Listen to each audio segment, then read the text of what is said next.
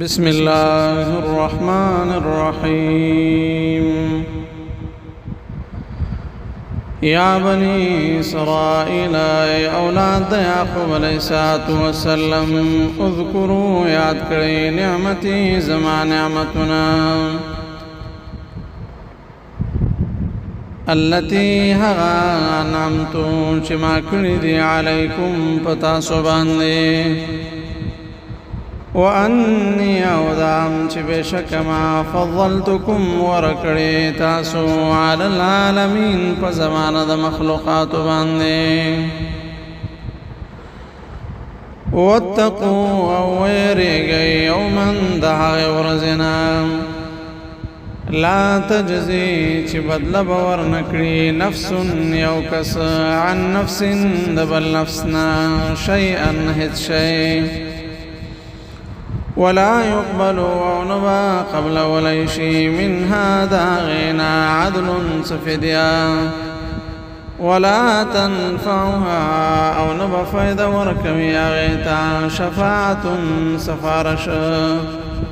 ولا هم ينصرون او نبا ددوي مدد كريشي وَإِذِ ابْتَلَى او یاد کا وقت ازمائشتو کمنگا امتحانو کمنگا ابراہیم پا ابراہیم علیہ السلام باندے ربه فالرب کلمات پیوسو کلمو سرا فأتمهن نعغ پرکڑی آغا کلمی قال ويلي الله پاک انی بشکز جاعلک جوڑون کم تالرا للناس د پار د خلقو اماما پیشوا قال ويلي ابراهيم عليه الصلاة والسلام ومن ذريتي او زما د اولادنهم قال ويلي الله پاک لا ينالون برسي عهد الظالمين زما وعد ظالمانو تا وإذ جعلنا وكلت جوكمنغا البيت بيت الله مثابة للناس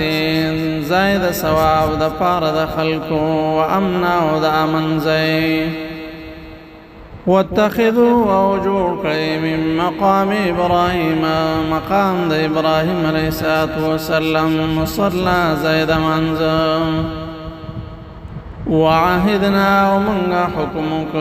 الى ابراهيم عليه الصلاه والسلام تا واسماعيل عليه الصلاه والسلام تا ان طهرا چپاکو ساتي بيتي زماکور للطائفين دپار طواف کونکو والعاکفين دپار اعتکاف کونکو